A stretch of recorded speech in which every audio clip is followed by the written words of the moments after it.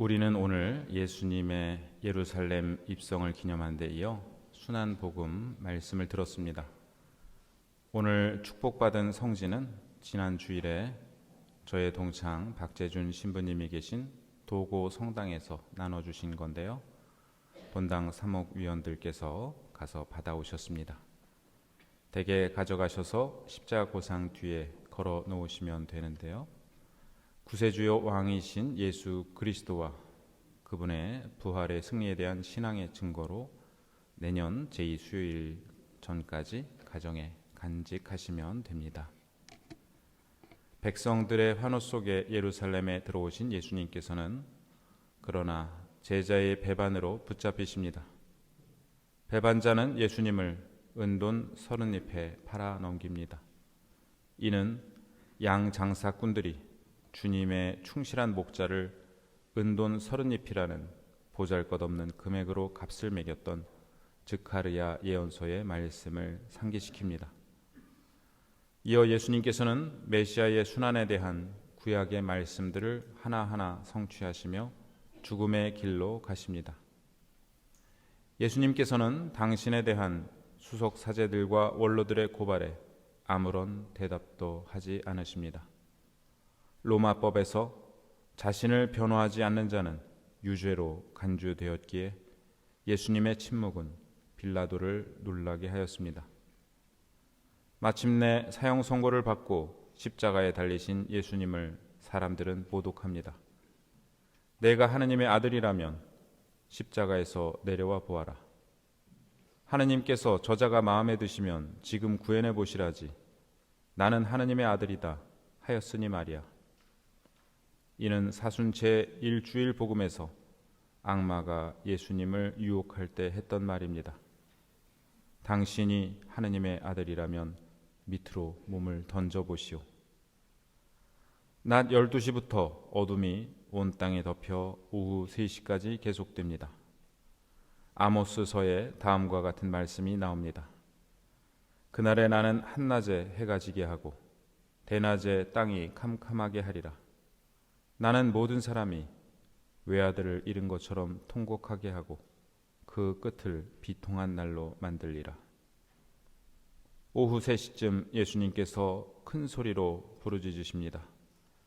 엘리 엘리 레마 사박타니. 나의 하느님 나의 하느님 어찌하여 나를 버리셨나이까. 이 말씀은 메시아의 순환을 예고한 시편 22장의 첫 구절입니다. 사람들의 멸시와 조롱, 무리가 둘러싸 손과 발을 묶고 당신의 옷을 놓고 제비를 뽑는 등 예수님 순환 때 일어난 많은 일들이 이미 이 시편에 예고되어 있습니다. 그러나 그분은 너희의 머리카락까지 다 세워두셨다. 그러니 두려워하지 마라 라고 말씀하셨던 하느님의 아들께서 차마 아버지라 부르시지도 못하고 나의 하느님 나의 하느님 어찌하여 나를 버리셨나이까라 외치신 것은 충격적입니다. 이 절망적인 울음이 메시아의 마지막 말씀이어야만 했을까요? 캐나다의 한 기자가 보육원을 방문했다고 합니다. 그런데 다른 보육원과 달리 여기서는 아이들의 울음소리가 들리지 않았습니다. 이유를 물었더니 보육사의 수가 부족해서 아이들이 울어도 일일이 가지 못했다고 합니다. 그러자 아이들은 점차 울지 않게 되었다는 것입니다. 울어도 아무도 듣지 않는 것 같았기 때문입니다. 길을 가다가 넘어진 아이는 즉시 울지 않습니다. 엄마가 달려가서 괜찮냐고 물어보면 그제서야 울음을 터뜨립니다. 엄마가 옆에 없으면 울음을 참고 집까지 가서 엄마를 본 후 울기 시작합니다. 아이는 왜 우는 것일까요? 엄마 들으라고 우는 것입니다. 우리는 왜 우는 것일까요? 누군가 들으라고 우는 것입니다. 어릴 때부터 우리는 누군가 들으라고 울었고 아무도 듣지 않으면 울지 않았습니다. 그렇다면 어른이 되어서는 왜 우는 것일까요? 아무도 없는 곳에서 왜 혼자 우는 것일까요? 누군가 내 울음을 듣고 계시다는 것을 알기 때문입니다. 비록 그분이 보이지는 않지만 누군가 듣고 계시다는 것을 내 영혼 깊은 곳에서 알고 있기에 그분 들으시라고, 즉 하느님 들으시라고 우는 것입니다. 삶의 여러 고통 중 가장 힘든 고통은 버림받음의 고통입니다.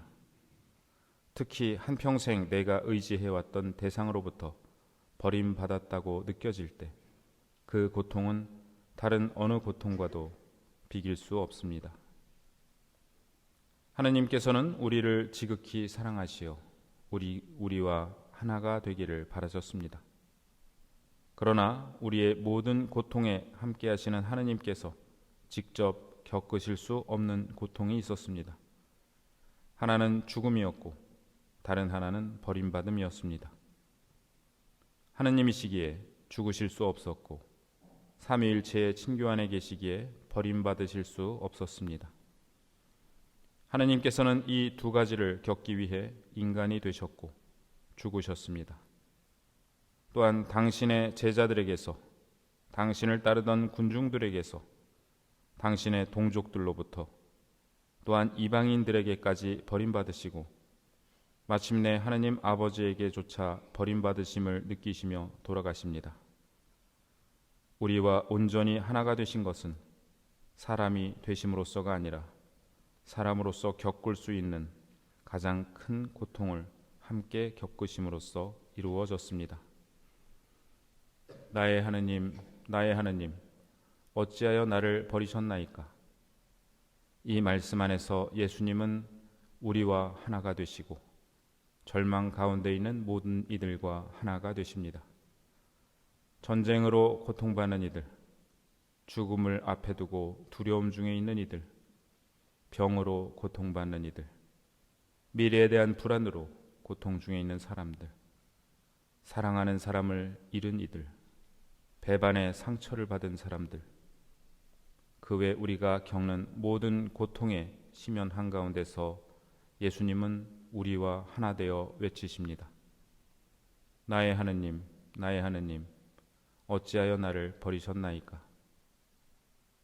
이 예수님의 외침은 그러나 역설적으로 누군가 이 외침을 듣고 계시다는 것을, 가장 절망적인 상황에서도 그것에 대해 따질 수 있는 누군가 계시다는 것을 보여주고 계십니다.